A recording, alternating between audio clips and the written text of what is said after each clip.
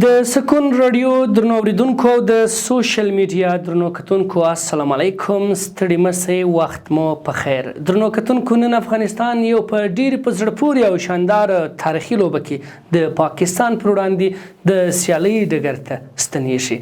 افغانستان له پاکستان سره تر یو اوږد ځنډ وروسته په شل ورځ کرکټ کې خپل بخت ازمایي. د افغانستان کرکټ ملي لوبډله داسې مهال د پاکستان د کرکټ ملي لوبډلې سره د سیالۍ ډګر ته ځي چې تیرې درې شل ورځې لوبې چې افغانستان او پاکستان کرکټ ملي لوبډلو ترسره کړي دي د پاکستان لوبډلې ګټلې دي.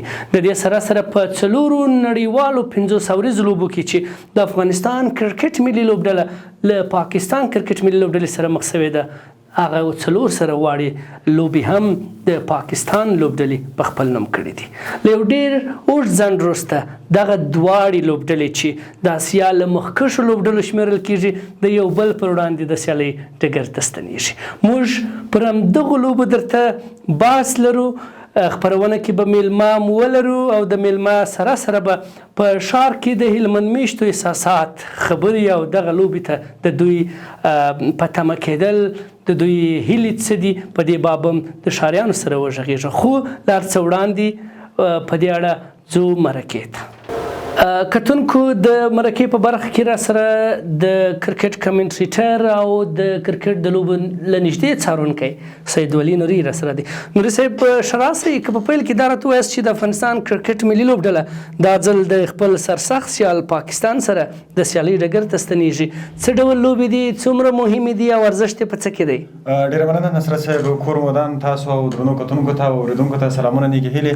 نو خدای دې وکړي چې ښې لوبې مخ ته ولرو. درې لوبې لرو. موږ ته لومړی ځل داسې یو چانس په لاس راغلی چې له پاکستان سره سیریز لرو، ځکه نور کله به کله چې موږ له پاکستان سره لوبې کولې زموږ ارمان له دوی سره نه ختی، ځکه یوه لوبه به یا په اسیا کپ کې وه یا په نړیوال جام کې وه. دا ځل موږ ته داسې چانس په لاس راغلی چې موږ له پاکستان سره درې لوبې کوو. مهموالی په څو برخو کې دی نصرت صاحب. یو په دغه برخه کې چې هیوادوال ډېر سخت ورته تږي دي دغه لوبو ته چې موږ له پاکستان سره داسې لوبې وکړو چې یوه یا دوې یا درې لوبې وي، سیریز وي، ځکه زموږ هغه لوبغاړي هم د دوی بیا لومړنۍ لوبه کې چې دوی کومه لوبه کوي وروسته بیا د هغه لپاره پلان برابر کړي، یعنې د ګټلو چانس موږ ولرو. په نور لوبو کې انشاءالله دې ځل هم پاکستان د ځان لپاره ښه سکواډ چمتو کړی. دغه کم د دوی کورنۍ لیګ چې و چې خلاص و، د هغو نه څو نوي لوبغاړي راپورته کړي دي چې لنډ مثال اعظم خان، سام ایوب او ځینې نور لوبغاړي دي چې تکړه و چې د دې لپاره ښه کارکردګي وکړله.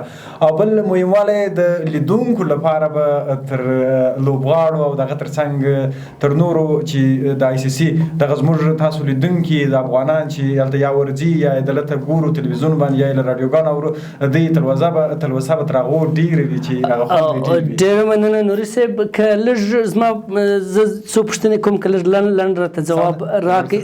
افغانستان د کرکټ په دغه لړۍ کې د شل ورځو ولې له پاکستان سره ډېرې لوبې نه دي کړي؟ نصرت صاحب، اکثریت وخت موږ له دوی سره سیریزونه نه دي نیولي. سیریزونو اکثریت چې نیول کېږي هغه باید کرکټ بورډ د دواړو کرکټ بورډونو ترمنځ هلته همغږي کېږي، بیا آی سی سی ته ویل کېږي، هغه ورته سیریزونه ورکوي. دغه لوبې موږ له دوی سره باید 500 ورځې لوبې کړې وای، ځکه کوربه هم موږ باید یا شل ورځې کړې وي یا 500 ورځې کړې وي. دغه لوبې 500 ورځې وي، دوی شل ورځو ته واړولې. او نننۍ لوبه کې د چا د ګټلو چانس ډېر دی؟ موږ افغانان به یې ګټي. کتونکو، مرکه کې دا د نوري صاحب هم وایي چې افغانان به یې ګټي. په تمه به سو دا وایاست چې د افغانستان کرکټ ملي لوبډله اوس په اسیا کې یو له غښتلو لوبډلو څخه ده، په حساب باندې کېږي. د پاکستان په څېر دې ته ورته قوي لوبډلې ترې ډار لري. راپسو تماشچیانو ته تېر ځل هم د افغانستان او پاکستان د لوبې پر مهال یا په تېرو کې چې کومې لوبې سوي دي او جنجال، لفظي شخړې، منډې ترنډې، دا موضوعات راغلي دي.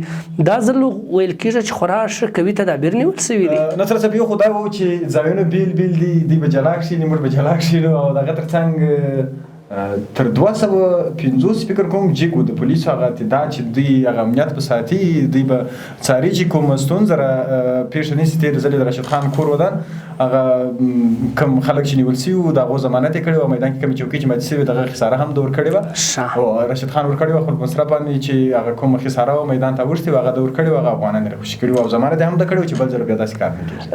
نوري صاحب دا د افغانستان پاکستان لومړۍ لوبلړۍ ده شلوریزه لومړنۍ لوبلړۍ ده چې دوی به ترسره کوي تر دې مهاله پورې افغانستان او پاکستان کومه نه د 500 ورځو نه د 100 ورځو کومه لوبلړۍ ترسره کړې ده ځکه یوازې نړیوال جامو اسیا کپ داسې موږ دي که ګټو څه کېږي او که بایلو سره زموږ به روحیه کوي کېږي ځکه نړیوال جام را روان دی او خپل 100 ورځ هغه فارمټ کې چې موږ کوم یو مخ ته بځو او کې بایلو نه بایلو پام دې هیله کتونکو له نوري صاحب څخه په مننې دا چې ګټو یې یا افغانان به یې ګټي ځو ښار ته د ښاریانو نظر اخلو چې هغوی څه وایي. موږ خو ډېر خوشحاله یو په دې هیله چې افغانستان یې وګټي. بیا دا داسې لوبه ده چې مثال یو تاریخي لوبه ده ډېر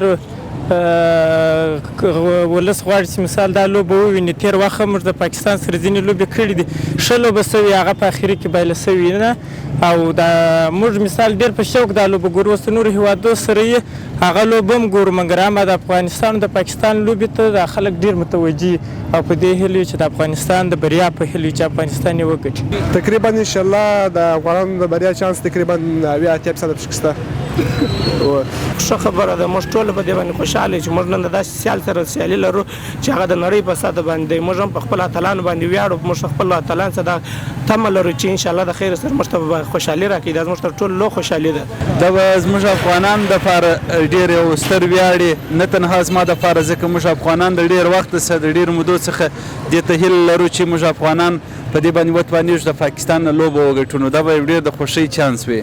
زه د افغانستان د لوبډلې څخه ډېره هیله لرم ځکه چې افغانستان لوبغاړي اوس په اوس وخت کې ډېر تکړه سوي دي او موږ ډېرې هیلې لرو انشاءالله افغانستان به دغه لوبه ګټي.